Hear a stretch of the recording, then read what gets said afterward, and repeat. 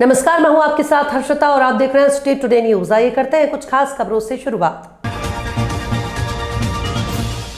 टोरिया मोहल्ला छतरपुर में कोरी समाज के जिला अध्यक्ष मनोज कुमार कोरी के निवास स्थान पर कबीर साहिब का प्रकटोत्सव जयंती दिवस मनाया गया, जिसमें छतरपुर अखिल भारतीय कोरी समाज रजिस्टर्ड नई दिल्ली कोरी समाज के जिला अध्यक्ष मनोज कुमार कोरी के साथ पदाधिकारी युवा अध्यक्ष ओम प्रकाश उर्फ भटलू पीके वर्मा, पत्रकार वीडी अनुरागी, पत्रकार शीतल कोरी, ब्रजेश वर्मा, बिहारी लाल कोरी, अरविंद अनुरागी, मुकेश कोरी, श्रीफल और सम्मान टीडी चौधरी फूलमाला श्रीफल से सम्मान किया। शानू खान फूलमाला और श्रीफल से सम्मान, राजेश चौरसिया पत्रकार फूलमाला और श्रीफल से सम्मान और विश्वकर्मा एकता संगठन संघ संपूर्ण भारत के के सर पत्रकार रमेश खटीक फूलमाला और श्रीफल से सम्मान, ब्रजेश राखवार फूलमाला और श्रीफल से सम्मान किया गया, जिसमें बुजुर्ग खच्चू कोरी रोहित प्रसाद ने वितरण किया।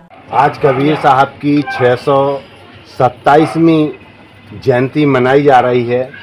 इस जयंती के संबंध में आप क्या कुछ कहना चाहते हैं? अखिल भारतीय कोली समाज से दिल्ली रजिस्ट्रेशन है। मैं 11 साल से बराबर मनाना चला आ रहा हूँ।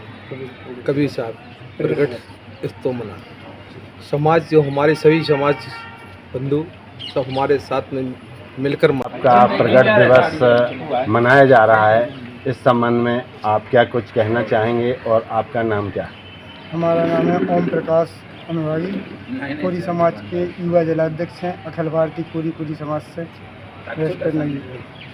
आप अपने समाज के लिए क्या संदेश देना चाहते हैं? हम अपनी समाज वालों से यही संदेश देना चाहते हैं कि सभी लोग इकट्ठे होते हैं। हम लोग छोटे समाज को यही संदेश देना चाहिए, समाज ही नहीं सभी धर्म को यही संदेश देना चाहता हूँ, सब लोग एक होके रहे। हिंदुस्तान एक सोने की चिड़िया था, सोने की चिड़िया रह गए। हिंदुस्तान में सभी धर्म सभी जाति के लोग रहते हैं, सभी को एकता का परिचय देना चाहिए, अनेकता के नहीं देना चाहिए। उन्हीं के पक्ष चिन्हों पर चलें और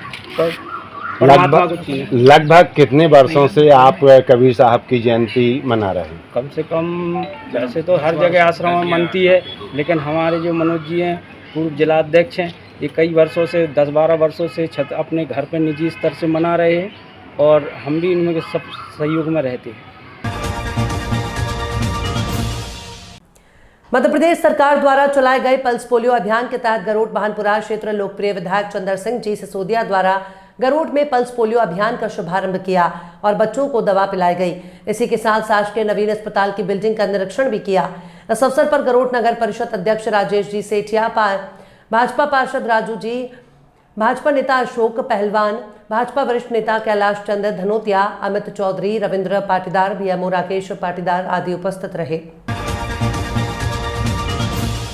नीमच पुलिस अधीक्षक अंकित जायसवाल, अतिरिक्त पुलिस अधीक्षक नवल सिंह सिसोदिया, उप पुलिस अधीक्षक यातायात सुश्री वैशाली सिंह के निर्देशन में यातायात थाना प्रभारी उर्मिला चौहान, सूबेदार सोनू बड गुजर, सूबेदार धर्मेंद्र सिंह गौर द्वारा मई यातायात टीम और आरटीओ टीम के साथ मिलकर यात्री बसों की चेकिंग की गई। यात्री बसों की चेकिंग के दौरान आरटीओ और यातायात द्वारा बसों की फिटनेस, बीमा, परमिट मुख्य तौर पर चेक किए गए। वाहनों में किसी भी प्रकार के दस्तावेजों में कमी पाए जाने पर आरटीओ और यातायात द्वारा संयुक्त रूप से चालानी कार्रवाई की गई। थाना प्रभारी यातायात द्वारा बताया गया कि सभी बस चालकों को हिदायत दी गई है।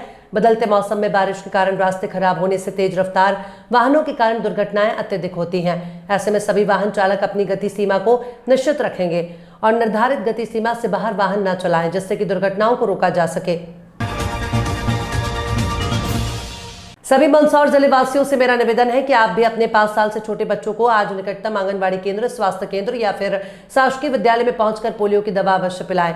वैसे तो हमारा भारत देश पोलियो मुक्त हो चुका है, लेकिन विश्व से कुछ देश ऐसे भी हैं जहां पोलियो की बीमारी अभी भी पाई जाती है और ऐसे देशों से संक्रमण दोबारा भारत में आने का भय हमेशा बना रहता है। इसलिए हम सबके लिए भी अनिवार्य हो जाता है कि हम भी हमारे 5 साल से कम उम्र के बच्चों को पोलियो की दवाई अवश्य पिलाएं, जिससे बच्चों में पोलियो जैसी गंभीर बीमारी से बचाव हो सके। आज मैंने भी अपने निकटतम शासकीय विद्यालय में पहुंचकर छोटे बेटे मेदांश को पोलियो की दवा पिलाई है। जबलपुर में एक बुजुर्ग द्वारा दुकानदार को नकली जेवर देकर असली जेवर ले जाने का मामला सामने आया। लॉर्डगंज थाना अंतर्गत सुहागण आभूषण सोने चांदी का व्यापार करने वाले दुकानदार मुकेश अग्रवाल की दुकान पर लगे सीसीटीवी कैमरे में बुजुर्ग आदमी के कारनामे रिकॉर्ड हो गए हैं। पुलिस सीसीटीवी फुटेज के आधार पर नकली सोना बेचकर असली सोना ले जाने वाले शख्स की तलाश कर रही है। दुकानदार का कहना है कि बुजुर्ग उनके पास कान के 2 टॉप्स बेचने को आया था।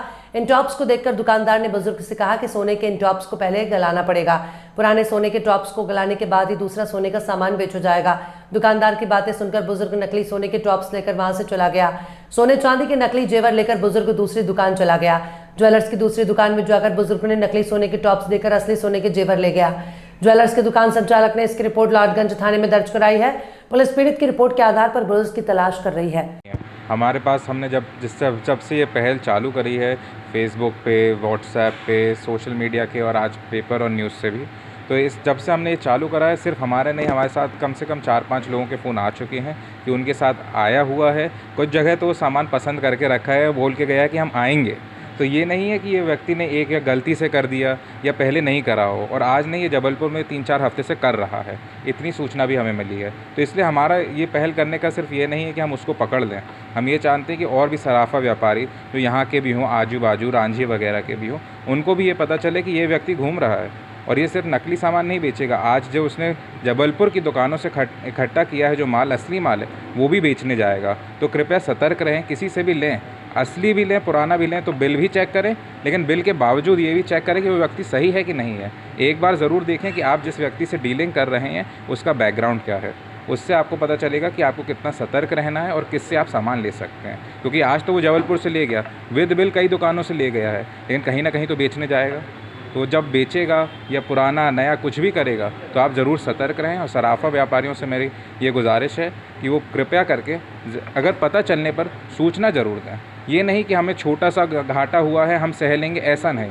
अगर आपको छोटा हुआ है तो और लोगों को भी बचा सकते हैं आप, क्योंकि हमें तो ठीक है, और लोग भी बच जाएं, हमारा उतना ही बहुत काफ़ी है। यशराज अग्रवाल। किस तरह की घटना हुई थी, क्या हुआ था, कितने लोग आए थे? सिंगल व्यक्ति आया था और उसकी उम्र लगभग 50 से 55 साल के बीच होगी, ऐसा अपना अनुमान है। और उसने आकर के हमको अपने 2 डिब्बे देखे थे अंगूठी के सिर, उसने तुरंत एक अंगूठी पसंद कर ली थी। उसके बाद वो पुराना सोना लेके आए, हमारे पास टॉप्स थे उसके 5 ग्राम के लगभग के। तो हमने उसको देख के बोला, यार ये सोना तो हमें सही नहीं लग रहा है, इसको हमें गलाना पड़ेगा, मेल्ट करके देख ले रहे 5 मिनट। तो फिर वो यहाँ से फटाक से चला गया, नहीं हमको मेल्ट नहीं करवाना है। मतलब इसमें थोड़ा हमें शंका तो हुई, और चूँकि भीड़ बहुत ज़्यादा थी, नहीं तो हम अपने उस फर्म में भी इन्फॉर्म कर देते कि भाई यहाँ एक चिटलर आया है और नकली टॉप्स या खोटे टॉप्स बेचने की कोशिश कर रहा है, तो थोड़ा ध्यान से लेना। पर वो हम इन्फॉर्म भी नहीं कर पाए वहाँ। 7:30-8 बजे की बात है, और हम अपनी ग्राहकी में लग गए, बहुत भीड़ भाड़ थी दुकान में। और वो हमारी उस वाली ब्रांच में चला गया जो आशीर्वाद मार्केट में है, और वहाँ पर क्या सेल्समैन को बातों में उलझा करके वहाँ भी 2 मिनट के अंदर अंगूठी पसंद करी और पुराना सोना दिया। और वहाँ उसने लेकिन अपना नाम दूसरा संदीप शर्मा बताया, और संदीप शर्मा के नाम से ही उसने बिल बनवाया। और इसके बाद जब वो रात में हमारे यहाँ डेली चेकिंग होती कि उस दुकान में क्या क्या काम हुआ, क्या सामान, सब रात में वहाँ का पूरा मेटेरियल यहाँ आता है। तो हम लोग जैसे ही चेक किया, और वो सबसे पहले वही वाला टॉप्स मेरे को देखा जो कि उसने नकली लाया था। मैंने फ़ौरन उसको चेक किया और वो टॉप्स नकली साबित हुआ। तो मतलब वो जबलपुर के घमापुर इलाके में एक नकाबपोश युवक द्वारा एक व्यक्ति के घर पर बम फेंकने का वीडियो सोशल मीडिया पर वायरल हो रहा है। वीडियो में एक युवक जो कि मुंह पर कपड़ा बांधे हुए है, वो रात के वक्त आता है और ताबड़तोड़ 2 बम घर पर फेंकता है। बम एक के बाद एक फूटते हैं और मोहल्ले में हो हल्ला मच जाता है। बम फेंकने के बाद आरोपी मौके से तुरंत भाग जाता है। घटना का वीडियो सामने आने के बाद पुलिस ने आरोपी की तलाश शुरू कर दी है। घमापुर थाना प्रभारी ने बताया कि आरोपी श्यामू बेन का पड़ोस में रहने वाले सुरेंद्र बेन से किसी बात को लेकर पुराना विवाद था। इसी विवाद के चलते आधी रात को आरोपी श्यामू बेन ने सुरेंद्र के घर पर बम फेंककर डर का माहौल निर्मित किया। इस घटना के बाद पीड़ित सुरेंद्र बेन ने भी थाने में रिपोर्ट दर्ज कराई है। पुलिस ने पीड़ित की शिकायत पर आरोपी के खिलाफ मामला पंजीबद्ध कर लिया है और आरोपी की तलाश की जा रही है। दिनांक 21/6/24 की रात में 3:40 बजे श्यामू बेन नाम के व्यक्ति ने सुरेंद्र बेन के मकान में बम फेंका था, जिसमें प्रकरण पंजीबद्ध कर मामले की विवेचना की जा रही है और आरोपियों की पता तलाश की जा रही है। अच्छा, ये जो बम फटता है वो उसका कोई पुराना विवाद था? ये आपसी रंजिश बताई जा रही है, पुराना विवाद है, पड़ोसी है। उसका कुछ पुराना रिकॉर्ड? पुराना अपराधी का पुराना रिकॉर्ड है, पुराने रिकॉर्ड में उसके आगजनी मारपीट की।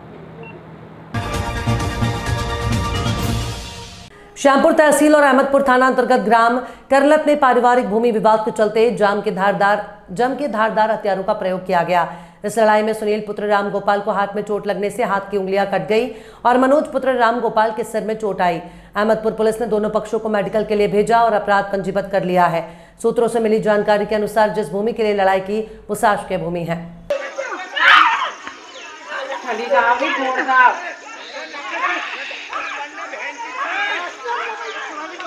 कौन मार रहा है?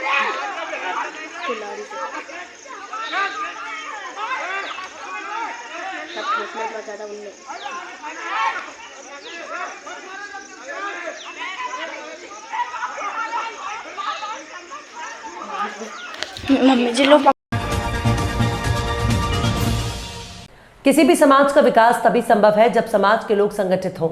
इसी दौरान तैमे नगर के सुदामा मैरिज गार्डन में कतिया समाज का मिलन समारोह कार्यक्रम आयोजित हुआ, जिसका प्रारंभ समिति के अध्यक्ष लखनलाल आरसे द्वारा मां सरस्वती और संत भूरा भगत के चित्र पर माल्यार्पण कर सामाजिक बंधुओं द्वारा आरती की गई।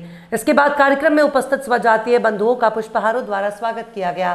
कार्यक्रम में बड़ी संख्या में महिला शक्ति उपस्थित रही, जिनका महिला समिति के अध्यक्ष विजय लक्ष्मी नागवंशी द्वारा पुष्पहार द्वारा स्वागत किया गया। स्वजातीय बंधुओं द्वारा परस्पर परिचय प्राप्त किया। समिति के सचिव नारायण सिंह पठारिया द्वारा समिति की गतिविधियों पर प्रकाश डाला। समाज के वरिष्ठ पदाधिकारियों और गणमान्य स्वजातीय बंधुओं के समक्ष युवा वर्ग द्वारा नवीन योजनाओं के मुद्दों पर प्रस्ताव रखे गए और आगामी मीटिंग के लिए विचार विमर्श किया गया। समाज में महिला सशक्तिकरण को बढ़ावा देने के लिए एडवोकेट ममता नागेश ने अपने विचार व्यक्त किए और भावी योजनाओं का विवरण प्रस्तुत किया। उपस्थित सभी लोगों द्वारा समाज के विकास पर पहल की गई, जो सकारात्मक रही। खबरों में फिलहाल इतना ही। और भी खबरों के अपडेट्स के लिए आप देखते रहिए स्टेट टुडे न्यूज़।